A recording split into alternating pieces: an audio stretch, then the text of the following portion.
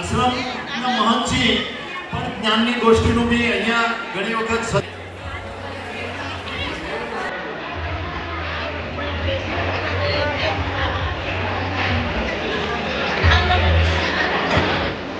Hello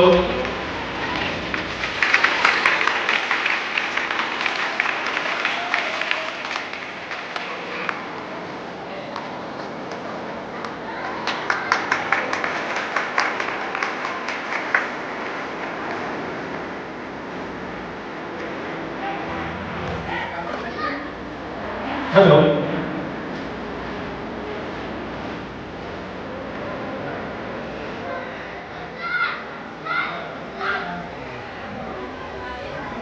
Vakratunda महाकाय सूर्यकोटि समप्रभो निर्विघ्नं कुरुदेवे सर्वकाल सर्वदा।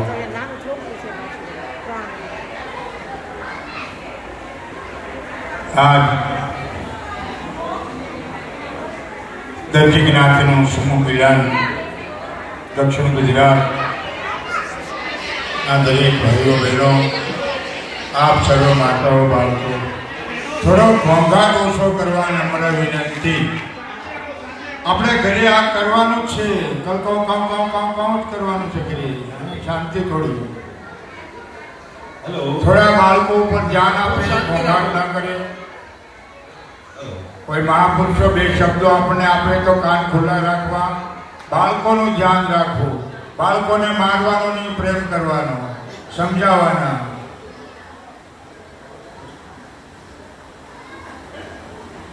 સોરઠિયા દર્શકનાથી સમાજ પક્ષ વિભાગ સુરત દ્વારા આયોજિત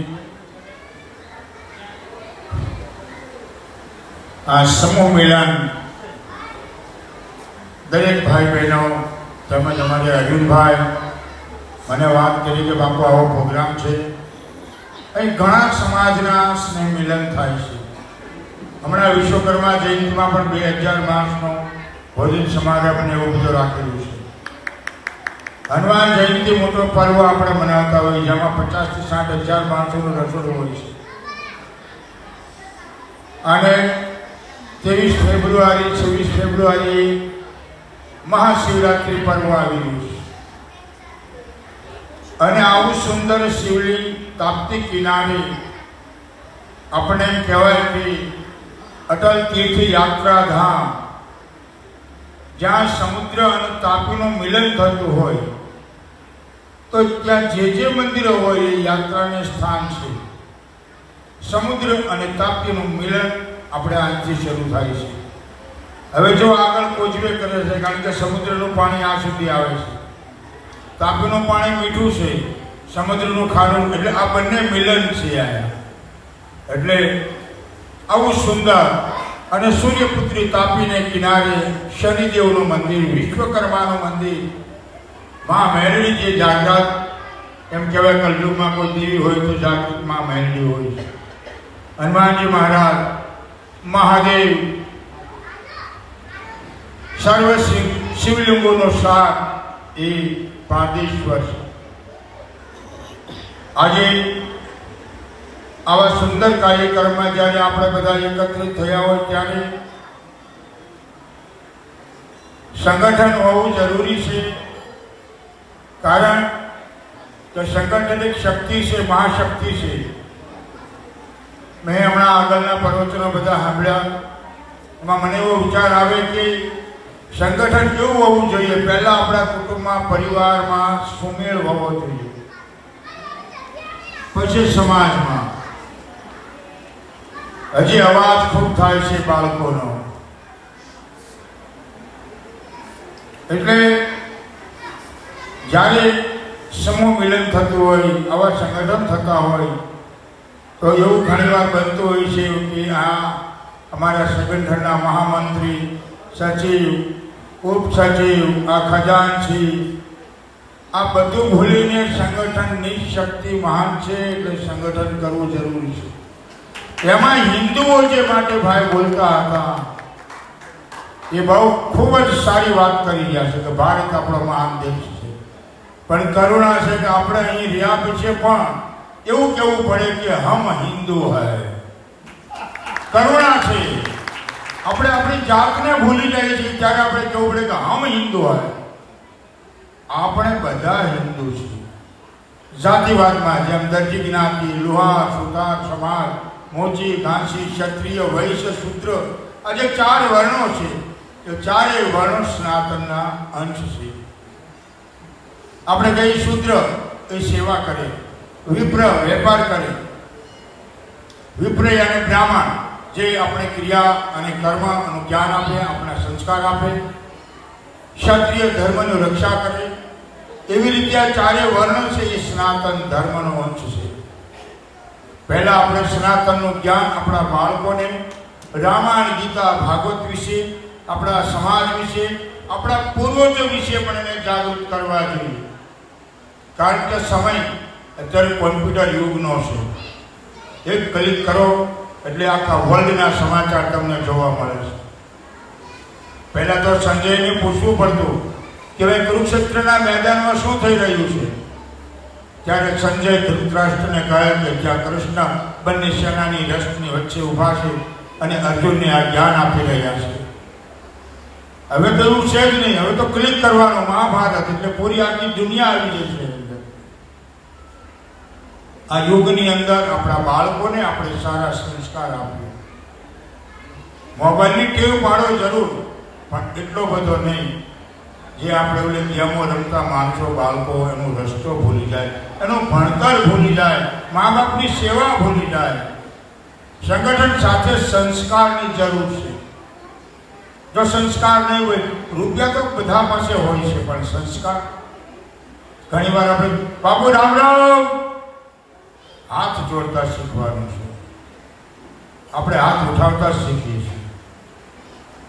એટલે આજે અરવિંદભાઈ દ્વારા જે આયોજન થયું છે એ તમને ખૂબ ખૂબ સાધુવાદ.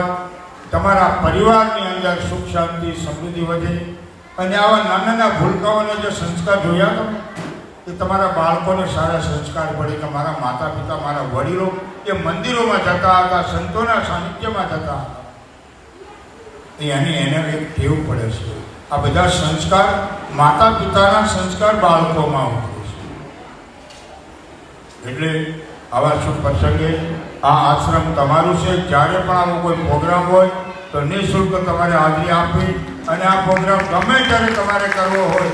અસંખ્ય પ્રોગ્રામ થઈ રહ્યા છે. અરવિંદભાઈની ખૂબ ખૂબ સેવા છે, ગૌશાળા છે, અનેક ક્ષેત્ર છે, એમાં ઘણી એની ગુપ્ત મોટી મોટી રકમની સેવા હોય છે. એટલે આપને પણ મને વાત કરી કે બાપજી આમાં કોઈ હમણાં ઉત્તરાયણ પર્વ આવી રહ્યું છે, ગ્રહ દોષ બાધા હોય, પિતૃદોષ હોય, વગેરે કઈ પ્રકારનું હોય તો એનું દાન આપણે અહીં બોક્સ મુકાવ્યું છે. મને અરવિંદભાઈ કીધું કોઈને દાનની કોઈની ઈચ્છા હોય ઉત્તરાયણ નિમિત્તે હવે 2 દિવસ રહ્યા છે તો એમાં તમારે ગુપ્ત દાન બોક્સ ત્યાં મૂકેલું છે, દાન બોક્સ, એમાં તમારે આપી શકું. ઉત્તરાયણ દારે પણ અહીં 20 ગાયો છે, એમાં તમારે કોઈ ઘાસ મોકલવું હોય તો પણ મોકલી શકો છો. અને ઉત્તરાયણ એક પર્વ એવું છે, હું એનો વિરોધ નથી કરતો, પણ પતંગ ચગાવવા એની ના નથી. કાશ્મીરી દોરી, કાચની દોરી, જે કબૂતરથી માંડી, મૂગા પક્ષીઓથી માંડીને, મનુષ્યથી માંડીને બધાને ઘાતક બને છે. અત્યારે પોલીસ સ્ટાફ, આપણા પોલીસ સ્ટાફ એક કપડું આપે છે, કપડું આપે છે તમે ગળામાં બાંધીને હાલો.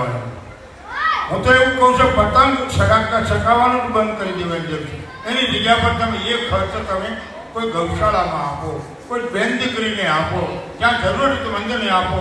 આજે લાખો અને કરોડો રૂપિયાનો ખર્ચ પતંગનો છે અને હકીકતે ઉપાધિનું જ સ્વરૂપ છે. અને કાચ પીવડાવેલો દોરો હાથ ફેરવે તો આંગળી કપાય તો ગળાને તો મને ઘણા વર્ષ પહેલાંની વાત છે.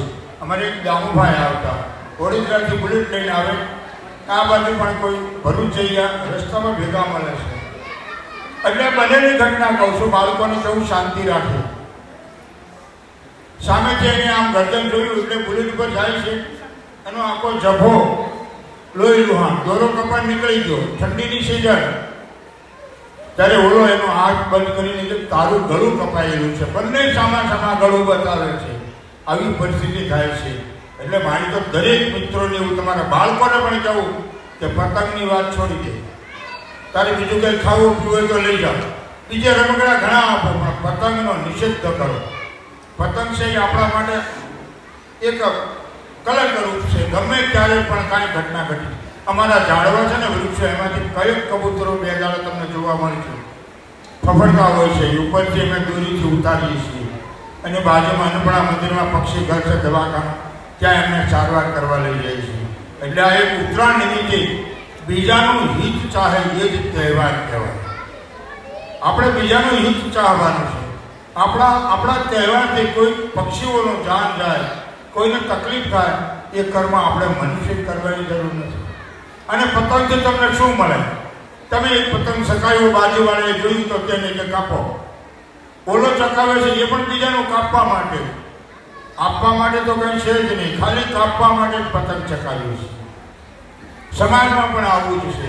જ્યારે આપણી સફળ કળા અને ગતિ આગળ વધતી હોય, પ્રગતિ થતી હોય, ત્યારે કુટુંબી આપણને એમ કે આ બહુ આગળ નીકળી ગયું છે. કારણ કે એને ઘોડાનું પૂતળું ઘરમાં નથી રાખ્યું, પણ ઘોડાની જેમ એને ગતિ કરેલી છે, એટલે જીવનમાં એની પ્રગતિ થઈ છે. વાહ વાહ વાહ. એટલે આપણે પણ જીવનની અંદર આપણા જીવનમાં ગતિ કરવાની છે.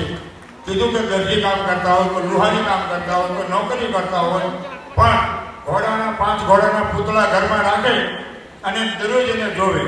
પણ એમ નહીં કે આ ઘોડો એમ કહે છે કે મારી જેમ તું દોડતા શીખી જા એટલે તારી પ્રગતિ થાય. પણ એ ઘોડાના દર્શન કરવાથી પ્રગતિ નહીં થાય, પણ એને રેસમાં લેવાથી પ્રગતિ થાય છે આપણી. એટલે આપણે બધાની એવી શુભકામના કે તમારું જીવન ખૂબ જ આગળ વધે, તમારા બાળકો ભણી કરીને હોશિયાર થાય, તમારી સેવા કરે. જો તમે સંસ્કાર નહીં આપો તો એ બાળકો તમને વૃદ્ધાશ્રમ તરફ લઈ જશે. આજે તમને ઘણાના અનુભવ હોય છે, પપ્પા તમને ખબર નથી પડતી, મમ્મી તને બુદ્ધિ જ નથી. જ્યારે આ શબ્દો બાળકોના મુખમાંથી માં સાંભળે ને, ત્યારે માં ભલે 2 મિનિટ હસીને કાઢી નાખે મગજમાં, પણ એને અંદર દાગ તો જરૂર લાગે કે આ મોટો છે આપણે શું કરશે. સંસ્કાર કેવો? તળાજાનો ધણી અમારો ચાપરાજ વાળો, એમની પત્ની ખાલી ધૂળેટીના દિવસે ખાલી આમ પાણીનો ગ્લાસ નાખે છે ચાપરાજ વાળો એમની પત્ની ઉપર, અને બાળક એક સ્તનની અંદરથી દૂધ પીવે છે ચાપરાજ વાળો. હજી તો દૂધ પીધું બાળક, એનું સ્તન છોડી દીધું અને આમ ફરી જાય છે. અને એને એવું કીધું કે ચાપરાજ જોવે છે તમને. અને એ ભાઈ પોતાની જીભ કરડીને સ્વર્ગે સીધાવી ગઈ. ત્યારે આવા સંતાનો પેદા થાય છે.